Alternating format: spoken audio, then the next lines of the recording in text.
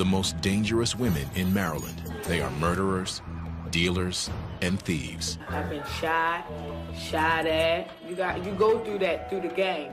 That's called a game. From career criminals to first-timers, all housed in one prison. I just didn't know what I was coming into. You're mixed in with all different people. For many, rage and violence are a way of life. You're going to look out for yourself because nobody else is going to. Mind your business. It's not that hard. We got into a heated argument and she choked me. Welcome to the world of Maryland's female convicts. Get out of my face.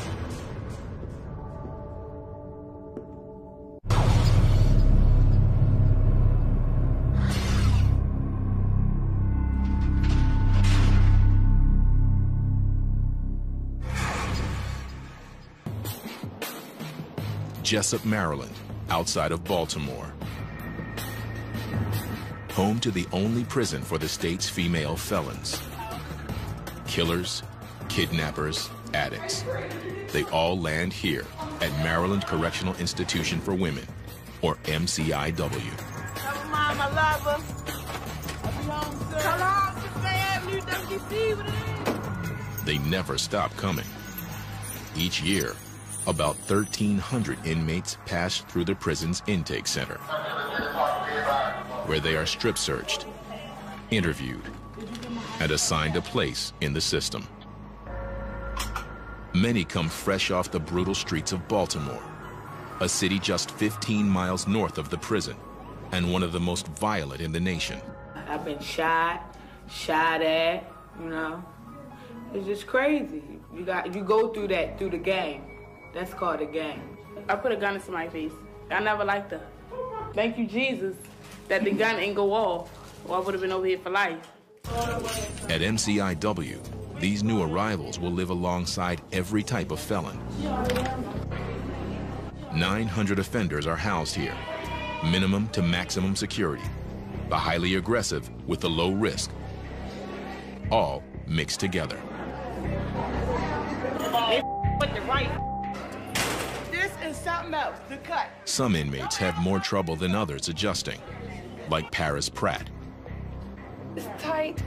I have had roommates where I had to get them out because I don't have a lot of patience these days with the foolishness and all of the craziness that people bring to your room. I don't decorate. I haven't decorated this cell because I don't want to feel like this is my home. Paris arrived a year ago and is still struggling to settle in. Some days I wake up good, other days I wake up bad, other days I wake up feeling very homicidal. Though only 25 years old, she will be here for the rest of her life. Abandoned as a teenager, Paris started dealing crack to support herself on the streets. Now, she's been convicted of killing a 16-year-old boy in cold blood. I was convicted of first-degree murder, and I was sentenced to a life sentence plus 25 years with no parole. I've been painted this picture as a monster. Paris was the first woman sentenced to life without parole in Montgomery County, a middle-class suburban area outside of Washington, D.C. I fired 2 shots. He fell backwards, fell on his back, was laying on the ground, trying to get up, but it's like he couldn't. Police say she thought the boy was a snitch. She claims that it was self-defense. Things got ugly. When his hand came out of his pocket a little bit, I saw the knife in his hand. So my first instincts, just like anybody else, was to defend myself. Paris is trying hard to keep herself in check behind bars. If she breaks the rules, she'll wind up in segregation or lock. If somebody touches me, I'm definitely going on lock because I'm definitely going to defend myself. Lock is the unit reserved for the highly violent and explosive. Offenders are confined to their cells 23 hours a day. It's the last place inmates want to be. I haven't been on lock, thank God. But because I have an attitude. I do have an attitude. You're going to look out for yourself because you have to, because nobody else is going to. If I stay here and I let somebody stab me in here, I'm stabbed. They're not going to give a damn about what caused it, who did what, or whatever. The first thing they're going to do is say, oh, okay, you did it, lock her up. It's up to officers like Captain Hannah to keep Paris and other inmates under control. In her 20-year career, this wife and mother of 3 has come across every type of criminal, male and female. She knows that these women are dangerously on the edge. You're working with people who have committed crimes, have the potential to commit more crimes, so that's the danger element. You're working with people who are unstable, have a lot of mental health issues, emotional issues, and some people are just not going to like you just because. This afternoon, Captain Hannah is making rounds on the prison campus, making sure inmates are inside, getting ready for daily count. She's aware of how unpredictable and unstable these women can be, and is careful as she approaches an agitated offender in a nearby building. Nobody wants to help me. I want help. I want somebody to help me. That's what I want. I want to stop banging on the doors and the windows, begging for help, and nobody is helping me. I need help. What's the problem? I don't understand. The inmate might try to reach through the bars in the window and hurt someone. So Captain Hannah must calm her down. Quiet and try to appease me. It's easier to talk them down as long as you keep calm. Eventually they'll come down. But if you start screaming, hollering, getting excited with them, it's going to blow up proportion, and you won't be able to get control of the situation. There's always a possibility that I could be attacked. Some have tried in the past, so the threat is always there. I don't forget where I am. I remember where I am. I am in prison. Inside, inmates are locking down. They're free to be out of their cells for most of the day, but must be back for 2:30 afternoon count. Don't be disrespectful. I'm not being disrespectful. Like that. Actually, you didn't have to say get out the face. You didn't have to say that. I don't want to be on. You didn't have to say that though. All right. On a housing unit floor, one officer watches up to 112 inmates with only a radio for backup. They are unarmed so that weapons do not fall into the wrong hands. But that means control is crucial here. Building 192 is one of the prison's 4 main housing units. It's broken into 4 wings. One of them, D Wing, houses inmates who have serious anger and behavioral issues. Yeah.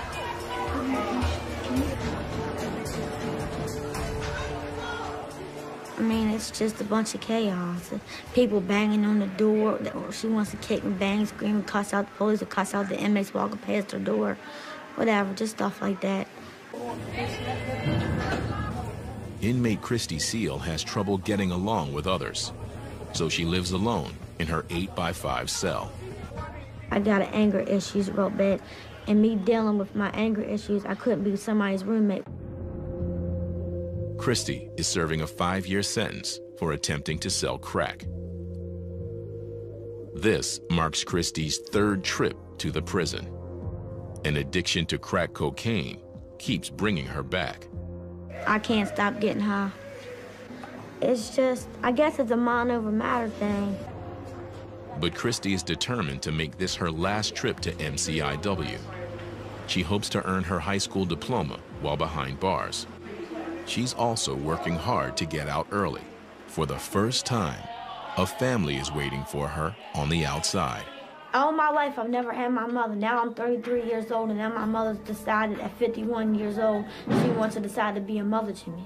She's decided she don't want the drugs. She wants a life with being around me and my sister. Christy hopes if she behaves herself, she can make parole and leave prison in 2 years instead of 5. To do that, she can't go off on inmates in the prison's general population. If I can't deal with people in population, how am I going to deal with people in society? To help keep calm, she turns to her inmate girlfriend. But that means breaking the rules. She's like my soulmate. I mean, we're so much alike, but we're so different, too. And it's like, we just belong together. The prison doesn't allow for relationships since they often lead to conflict. And the last thing Christy needs is any more trouble. Across the prison campus, inmate Jill Newland is a first-timer to the prison. Hers is not a typical criminal background, and this place makes her anxious. I just didn't know what I was coming into. It was the unknown. It was really scary. You are mixed in with lifers. You're mixed in with all different people. The 34-year-old grew up in a middle-class suburb of Baltimore, attended college, and led a comfortable life until she got hooked on painkillers. It just escalated. I ran out of prescription medication, so I went to other things. I started experimenting with heroin, cocaine, things like that. Jill soon found herself disappearing for days into Baltimore drug houses. People were dealing drugs out of the house, constantly people in and out, probably up to 60 to 70 people in the house at a time. It's just crazy where drugs lead you. She eventually turned to crime to support her habit. Convicted of first-degree burglary, Jill got an 8-year sentence, but was put on probation. She violated her probation and is now doing hard time.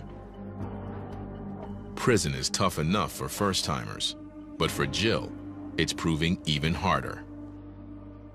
She was 3 months pregnant when coming to prison, but then found out she is having twins when she arrived.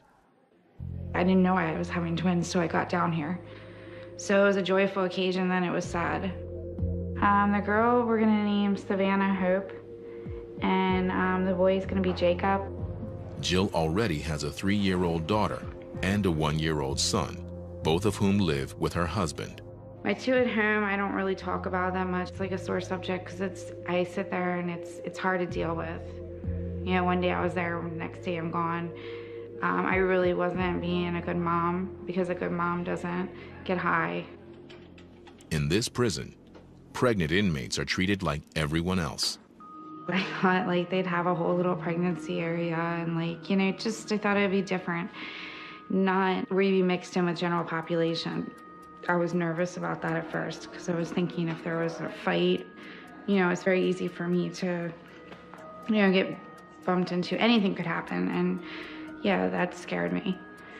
I mean, you have to watch yourself. Because she is carrying twins, Jill's pregnancy is considered high risk. Twins are often premature, and her past drug use could compromise the baby's health. As her due date nears, the prison has confined Jill to the infirmary, a small wing separate from the main housing units. Security cameras monitor these women 24/7 in case something goes wrong. I'm really concerned about their health. I mean, I think their health is good, but it's still scary because you don't know. I mean, I won't know until the babies are born. As it's getting closer, it's getting worse.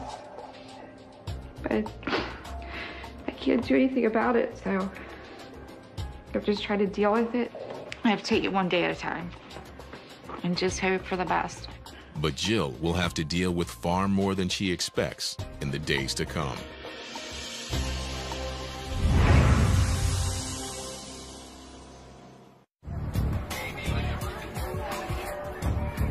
MCIW, the only women's state prison in Maryland. Some inmates stay only a few months, others remain for life. The number of women behind bars is climbing at a rate nearly twice as fast as that for men. There are more women now that are committing crimes that, which leads to incarceration. Anywhere from prostitution to drug charges, murder charges, theft, just as volatile as male crimes. It is 10 a.m. Friday morning. Captain Hannah meets with a group of inmates. She knows that some of these women may be headed for trouble if they make the wrong friends. Women coming here, you're emotionally unstable. You develop these relationships with other women who are emotionally unstable, and it doesn't work out. Please try not to get caught up into any of the foolishness here. Captain Hannah even tries to drive home the message by sharing her own past. sexual abuse, physical abuse, emotional abuse. I've been through it all myself, but you can change. It could have been me sitting here. I've been through abusive relationships. I have thought about doing some things to my ex-husband that probably would have winded me in here. Change is crucial if these women are ever going to make it in the free world. People down us because we're prostitutes and drug addicts. A lot of society does. They think we can't change. I don't want to go back out there and use, but I know once I hit the streets, I know what I'm capable of doing. I need that treatment in my life. I need that help. I need that extra push. MCIW tries to prepare them for life beyond the walls with intense drug rehab, high school and college courses, and critical job training. I believe that everybody should be punished for the crime they committed, but we try our best to prepare them to re-enter society and not make the same mistakes that they have made to get here in the first place. And the programs seem to be working. The inmates who participate cut their chances of reoffending by almost half.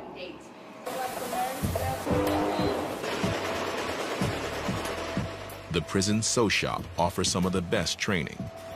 The women learn marketable skills, and daily pay here goes up to $3.50. Behind bars, that's a big paycheck, and it's considered a privilege to work here. Lifer and convicted murderer Paris Pratt is one of 85 women who have landed a job here, making uniforms and flags for the state. The work keeps Paris busy and keeps her mind off being locked up. But the distraction only goes so far. It's like I'm really going through something within myself. Wake up, you're around the same people, doing the same dumb stuff. You work, you slave for a little bit of money, eat the same stuff that's disgusting. It's like really you had nothing to look forward to. Etta Myers also helps Paris get through the days. The two women work together in the sew shop. Etta is a fellow lifer and one of the few inmates she trusts. Etta has been here for 32 years. I used to think she got to be crazy to be still sane after 32 years, you know. Paris. But I guess as time goes along and I learn how to cope with things and deal with things differently, maybe I can be like her one day. Etta was convicted of killing a man during an attempted robbery in his home. I got locked up in 1977 for murder in the first degree with a handgun. Before I came to jail, I was married. I was a drug addict. Like Paris, she came to the prison in her early 20s, and at first, didn't think she would make it. There was nobody that I could trust in jail, so it was easier for me to stay by myself than to mingle with somebody who I didn't know anything about. I was very uneducated, very fragile, very empty inside, very frightened, very, very afraid. Okay, I wake up because... I met Paris about a year ago. She had just come into prison with a life sentence. They wanted her to know that there were people here who actually had been here for a long period of time and had fared just well. Her first question was, how long have you been here? And oh my God, you look so good. And I'm like, you know, I don't know what good is, but thanks. Etta knows that Paris is on edge. I don't think that it has hit her. Reality has really not set in. For most of us who serve a long sentence, it takes a couple years before it actually settles in, before you're able to accept it.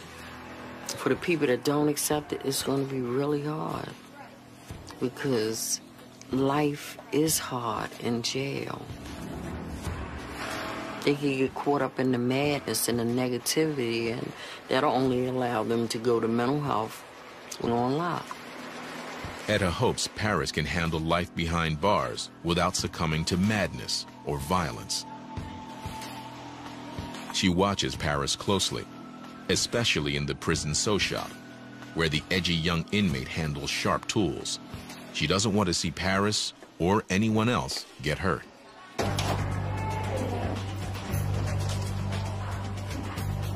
All items must be carefully tracked. We do an inventory of all the tools, so when something turns up missing, all doors are locked, we'll put on lockdown until that particular tool is found. And at the start and close of each shift, officers give everyone a thorough pat-down. So anytime you come in and out, you're definitely safe. Scissors, screwdrivers, even needles. In the hands of an angry inmate, they could easily become lethal weapons. It's almost 11:30, lunchtime, and a large crowd is gathering in the chow hall. With so many inmates in one place, a lot can go wrong in just seconds. Inmate Christy Seal has been working hard to stay out of trouble and to make parole. But today in the chow hall, an ordinary lunch with her girlfriend goes wrong. Mind your business, stay out my business. It's not that hard, you know what I'm saying? An argument breaks out between the two of them, and suddenly, the girlfriend grabs Christy by the throat. Mind your business. Officers quickly stop the fight, and both women are taken into segregation immediately. I'm just trying to tell you, you shouldn't have to lock me up. I didn't do nothing. I didn't put my hands on nobody. So why they got handcuffs when nobody's trying to explain nothing to me? Now, Christy is in seg, despite her efforts to keep her record clean. And she fears that her chances of making parole and reuniting with her family are slipping away fast.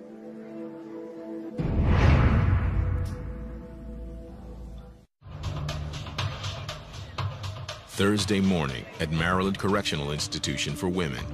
Here, behind the mesh of razor wire, 900 of the state's worst female offenders are forced to live together. At any given time, about 20 of these inmates are pregnant. Among them is convicted burglar and drug addict Jill Newland, who is expecting twins. 3 weeks remain until her delivery date. Every week, Jill undergoes a routine checkup: her weight, blood pressure, and the baby's heartbeat, along with the size of the uterus. But today's exam brings some scary news. As is often the case with twins, the babies are ready to come out weeks ahead of schedule. Jill must head to the local hospital immediately. The anxiety started building up with the fact of knowing that it was coming to an end, and reality set in a little. And it's just a scary situation. But even now, security cannot be compromised. 2 officers are required to transport her, and she must wait for clearance at all checkpoints. Pregnant or not, she's still treated as a dangerous felon. I'm embarrassed and I'm upset that I put myself in the situation to have to go there pregnant and handcuffed. It just seems like just surreal. It's like everything's just happening, and I feel sometimes like, what's going on? Is this real? The hospital is only 15 miles away, but it's a long drive for Jill. She doesn't know what this early delivery might mean for the unborn twins. Inside the prison gates, the grounds are unusually quiet. A prisoner is coming out of segregation, and Captain Hannah has cleared the entire area. All outdoor movement stops whenever an offender leaves her segregation cell. An officer escort always stays close by her side. It's all about keeping the inmates safe from attack. There's not supposed to be any inmates on the grounds. When the seg gets moved, it's our responsibility to protect that inmate because they are handcuffed. So if something happens, they cannot defend themselves. If they're fighting somebody and that person has friends out in general population, then they could be a possible enemy. The extra security also protects the staff from getting hurt. Officers know they can never let their guard down when dealing with convicted criminals. Captain Hannah learned this the hard way. As a young officer, She survived a vicious inmate attack. It took months for her to recover. I had been on the job approximately 4 months, and I was attacked by an inmate, maximum security prison. Segregation inmate ran down the TIG, jumped me from behind, and he stabbed me. The shoulder, the back, the side of the face. I was stabbed 5 times. At first, I didn't even know that I was being stabbed because it just felt like punches. I came back to work because I knew the risks involved when I took the job. You could lose your life in prison. Lieutenant Parker to all OICs, 1021 shift. Captain Hanna to all units, resume your movement, resume your movement. The attack is a constant reminder of how dangerous her job can be, especially when handling the volatile inmates housed in segregation. Also known as lock, the 48 cells in SEG are reserved for the prisoners who break the rules. In lock, inmates are confined to their cells nearly every hour of every day, with only 2 showers a week. Inmates say it's dark and loud and frightening. For the prison, it's the ultimate discipline. For inmates, there's nothing worse. It can stay with them long after they get out. I used to be terrible at one point. I made a change in my life not to go back over there because it's not worth going over there. And now that's really how you lose your mind. You get absolutely nothing. So you're sitting in this little cell, and I mean, people scream out the windows all night and sing. I mean, they do anything that they possibly can to keep their mind off of what they're going through. Man, lock is horrible. You never come out your cell. You got all this time to sit in there and just look at walls and think and talk to yourself. I mean, who wants to be over there and be miserable like that? I know I don't. I'm in school. I'm trying to do what I need to do to get out of here. I'm not trying to make my time stop by going on the lock. You know what I'm saying? And I'm telling you, you don't want to go over there. Christy Seal has just come out of lock after fighting in the cafeteria with her inmate girlfriend. My girlfriend is a liar.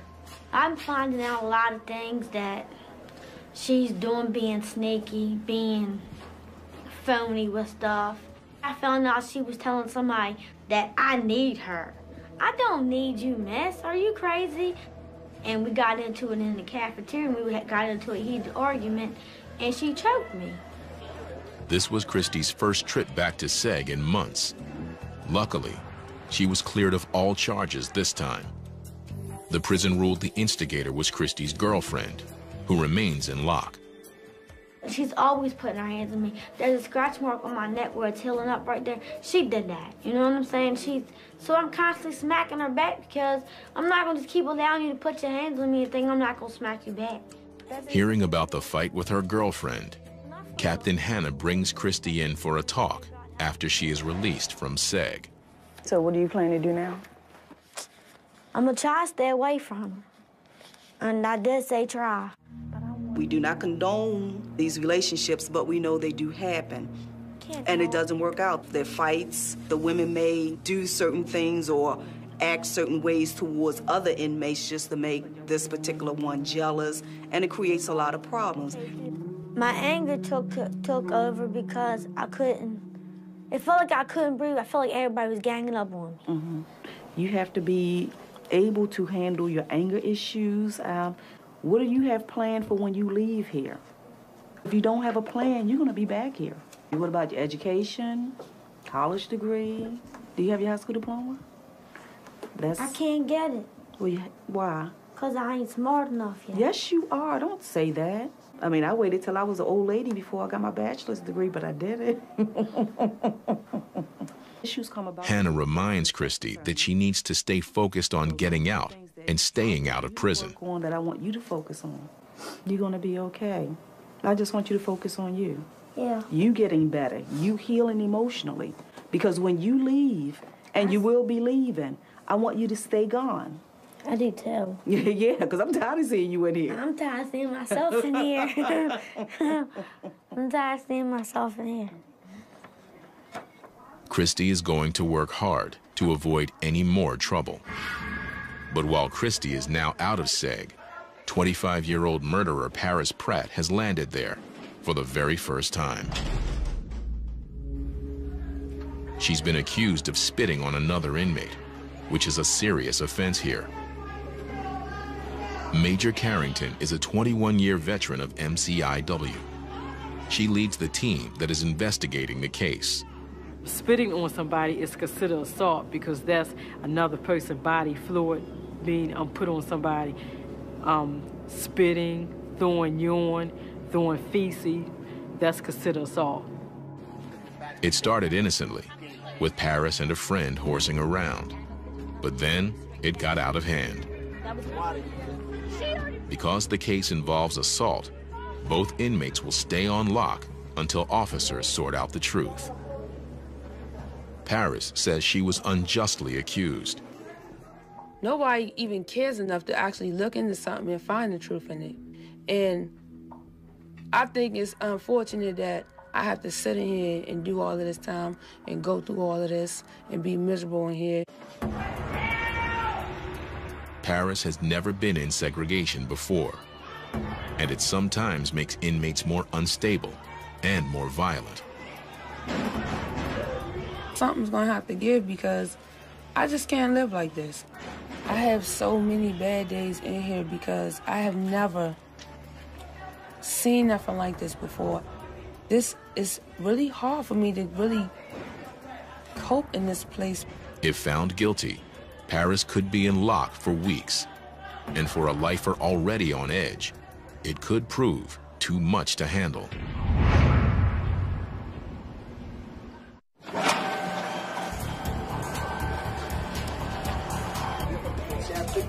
3 p.m.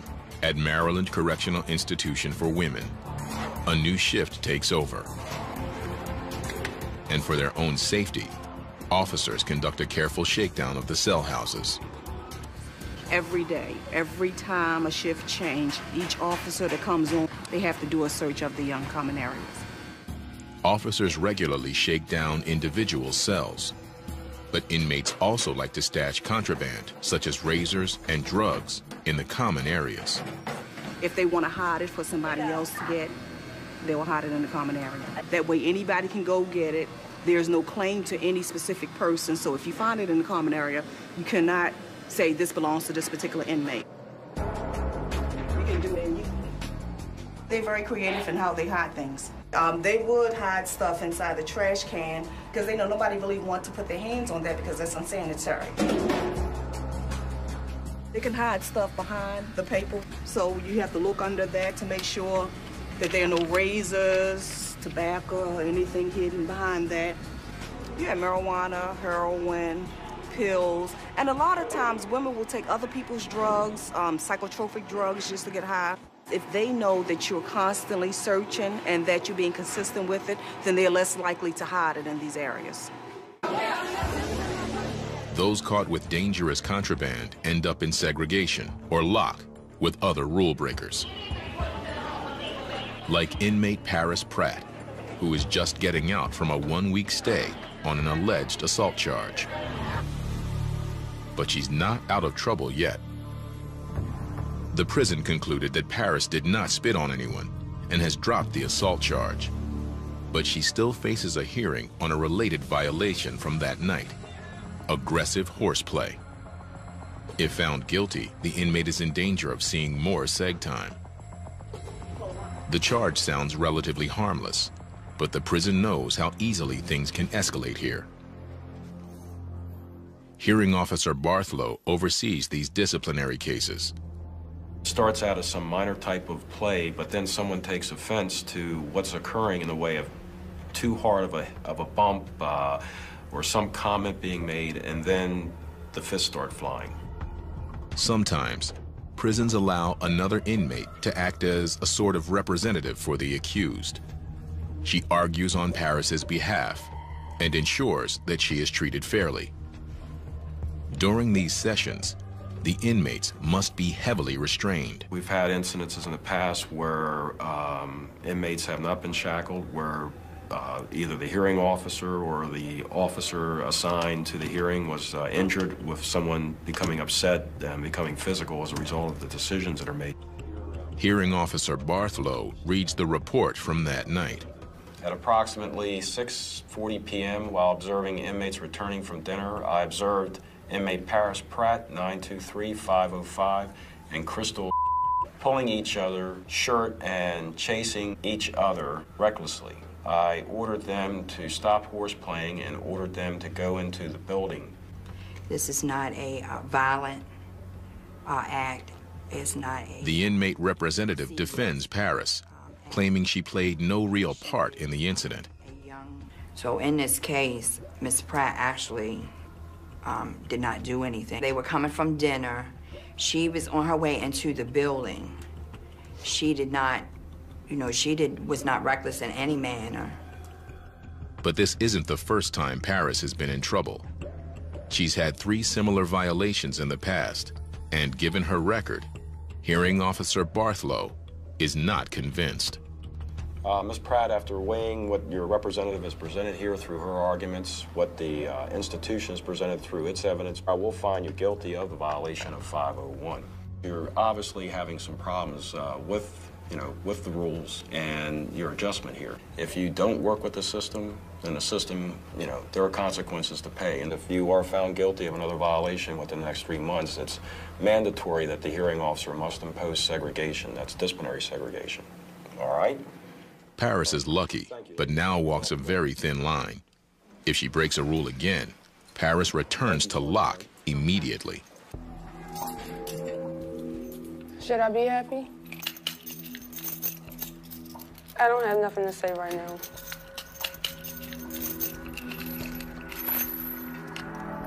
The thought of more seg time unnerves her. I can't live in there. So I can't function positively. It's like a big cage, and it's traumatizing.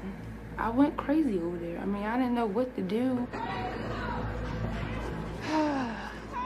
You in a cell, all these cages, like you're an animal, yelling, screaming. It was just crazy. Back in the sew shop, Paris tries to return to her routine and focus on work, but she can't shake off her anger over the day's events. I'm frustrated. This whole situation, I'm just sick of this institution. Like, I'm sick of this place. I'm sick of it because they all full of shit. I'm probably gonna get in trouble for saying this, but I don't even care no more. I don't. Paris knows her outburst could lead to more trouble, but controlling her frustration may prove even harder now. Outside of the prison, at the local hospital, Jill Newland has just given birth to 2 babies, Savannah Hope and Jacob Michael. The girl is, 6 pounds, 3.8 ounces, and the boy was 5 pounds, 4.3 ounces. So. Both are healthy. I was concerned when I first got here, how everything was gonna go, just being the high risk, but everything went okay. And I was very thankful. But even now, in the hospital, Jill is reminded that she is a convicted felon, as well as a new mom. Officers, rather than family members, stand by her bedside for the big occasion. The officers stay in the room with me. They don't stay outside the room. You can't just call your family and just expect everybody to come see you because it's a breach of security. I get really mad at myself. I'm like, look what I did now. Like, Jill, how stupid can you be? To let yourself get to this point. I mean, I should be with my family, with my husband, with his family. It should be a joyous occasion for everyone, and here I am in prison giving birth. I definitely think the twins are getting a raw deal. 80% of the women at MCIW are mothers, and when they get locked up, their children are usually sent to live with other relatives or in foster care. In this case, Jill's husband will take care of the babies. He will pick them up from the hospital later today. I don't know if you can really get ready for something like that, but I guess, I don't have a choice. I like to stop the clock.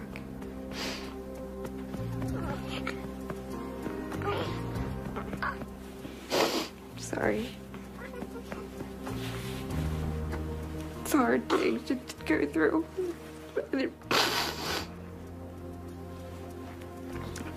I didn't realize it was going to be this hard. In a few hours, Jill will be forced to give up her twins and return to an 8x5 cell. She has 7 more years to go.